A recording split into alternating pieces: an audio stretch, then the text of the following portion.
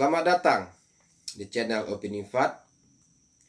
Konten kali ini saya memberikan judul persiapan rakyat di Pilpres 2024 nanti. Pasca Pilpres 2019 yang lalu, anak bangsa terpecah menjadi dua bagian atau dua kelompok. Meskipun sang rival atau kedua capres di tahun 2019 yang lalu telah berrekonsiliasi, namun perpecahan anak bangsa tidak teratasi. Kelompok-kelompok tertentu selalu saja membangun narasi yang penuh dengan ujaran kebencian, caci maki, hinaan, fitnah, hoax, dan bahkan rasis. Ini sangat menyedihkan bagi masa depan Indonesia ke depannya. Di Pilpres 2024 yang akan datang, politik polarisasi, jebakan politik polarisasi yang sengaja dibentuk oleh kelompok-kelompok tertentu mesti kita hindari. Bangsa Indonesia harus maju sebelum 100 tahun kemerdekaan Republik Indonesia tanpa adanya kelompok-kelompok yang selalu saja berusaha untuk menghambat kemajuan tersebut. Kemajuan yang saya maksud bukan saja kemajuan ekonomi, akan tetapi kemajuan pola pikir anak bangsanya, di mana anak bangsanya harus mampu membangun narasi dengan atau tanpa ujaran kebencian, caci maki, fitnah, hoax, rasis, dan lain sebagainya. Maka itu, dalam konten kali ini, saya ingin menyuarakan opini saya tentang apa-apa saja yang mestinya dipersiapkan oleh rakyat. Rakyat yang telah terdaftar sebagai pemilih di Pilpres 2024 nanti. Ada 2 poin yang ingin saya sampaikan kali ini. Dalam persiapan rakyat menuju Pilpres 2024, hal yang pertama sekali harus dilakukan oleh kita semua adalah agar kita terjebak dari politik polarisasi. Yang pertama adalah ubah pola pikir. Dalam menentukan pilihan di Pilpres 2024 nanti, capres mana yang akan kita pilih, yang akan kita dukung, haruslah kita tanamkan di dalam benak kita bahwa para capres yang bersaing di Pilpres 2024 nanti adalah putra-putri terbaik bangsa Indonesia. Hal tersebut harus kita tanamkan terlebih dahulu. Dan kemudian, jangan kita mendukung para capres tersebut berdasarkan fanatisme yang berlebihan. Karena apabila kita mendukung seorang capres berdasarkan fanatisme, maka apa yang terjadi, apa yang kita rasakan pasca Pilpres 2019 yang lalu hingga saat ini kita rasakan akan kembali terulang, akan kembali terjadi dan kembali kita rasakan setelah Pilpres 2024 yang akan datang. Kita harus mengubah pola pikir dan kita harus tanamkan di dalam Pilpres 2024 nanti, para capres tersebut adalah putra-putri terbaik bangsa. Dan ketika itu kita tanamkan dalam pikiran kita, maka ketika di Pilpres 2024 nanti, jagoan yang kita dukung kalah, maka tidak akan ada kebencian di dalam diri kita kepada capres yang memenangi Pilpres 2024 nanti. Karena di dalam pikiran kita sadar bahwa yang memimpin Indonesia mulai tahun 2024 ke depan adalah putra atau putri terbaik bangsa. Kita akan sadar tentang hal tersebut. Maka ketika kita menemukan kebijakan yang diambil ke depannya, kita nilai tidak pro kepada rakyat, maka Di saat kita mengkritiknya, kita akan terbiasa membangun kritik tersebut dengan narasi yang tanpa ujaran kebencian, tanpa caci maki, tanpa fitnah, tanpa hinaan, tanpa hoax, dan tentu saja tanpa rasis.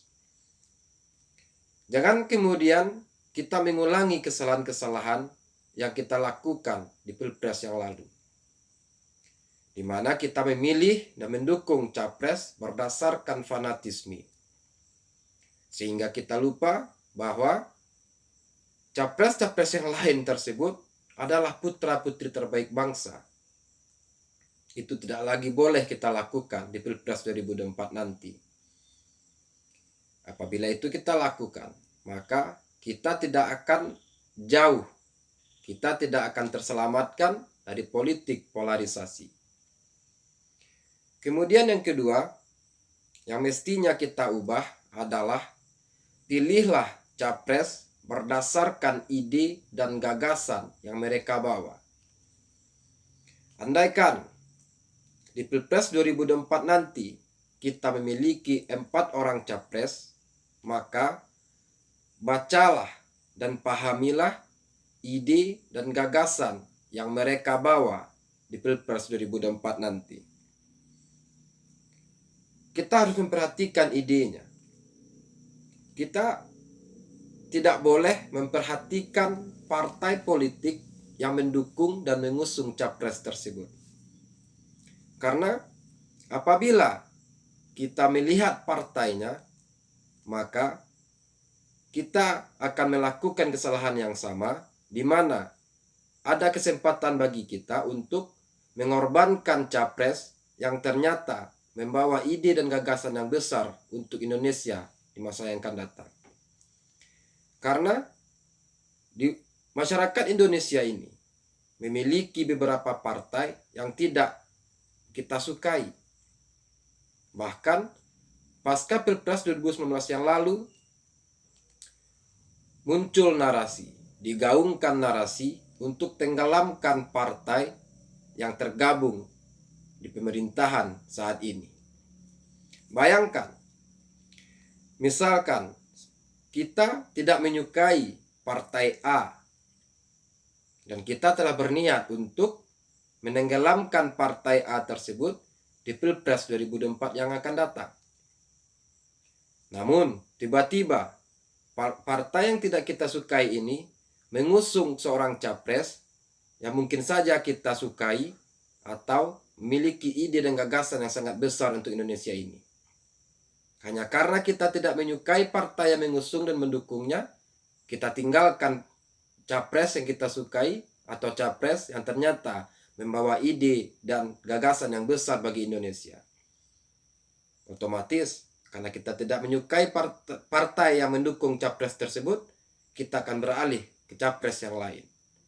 Dan ternyata, partai yang ketika kita beralih ke capres yang lain tersebut, capres tersebut rupanya tidak memiliki ide dan gagasan yang akan dibawanya, yang akan diberikannya untuk kita di Pilpres 2024 yang akan datang. Artinya, jika kita melakukan hal tersebut, maka kita mengorbankan seorang capres yang membawa ide dan gagasan yang sangat besar untuk kita. Kita telah berpengalaman memilih capres yang ide dan gagasannya tidak jelas, bahkan tidak ada. Kita telah merasakan dampaknya apabila kita memilih presiden yang tidak jelas ide dan gagasannya seperti apa dan bagaimana. Kemudian, kita harus melihat idenya, jangan kita melihat orangnya. Kita tidak boleh tertipu dengan pencitraan, ketenaran, tampangnya, atau kekayaan dari capres yang akan maju di Pilpres yang nanti. Apabila kita melihat hanya sekedar pada ketenaran, kekayaan,